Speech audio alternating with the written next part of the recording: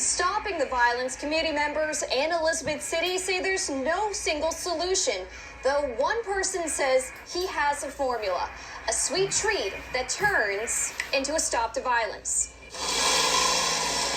Reuben Houston says he strives to cool off his neighborhood with snow cones. And it's home. Elizabeth City is home for me.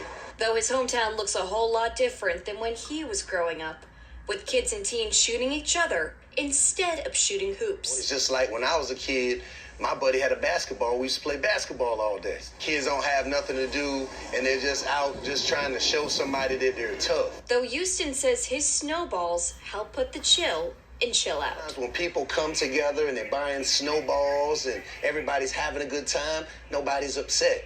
You know, nobody gets upset after they eat a snowball. Right. And he's not alone in the effort. Chief James Philip Webster says there are certain groups of juveniles in the city that make the streets feel unsafe. The most recent act of violence among teens was Wednesday on Speed Street in Elizabeth City, where 3 juveniles were shot. On Friday, Chief Webster will bring attention to a few programs aimed to keep young kids out of trouble, including the Elizabeth City Violence Prevention Program. Basically, it involves a call-in for the parents of youth that we've identified as being prolific offenders in the community.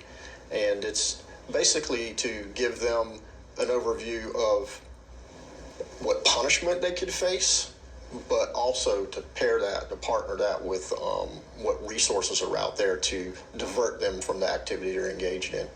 Chief Webster says the Violence Prevention Program kicked off last week for the first time, and he hopes going forward it will make a difference in the community, along with the positivity presented by those who live here.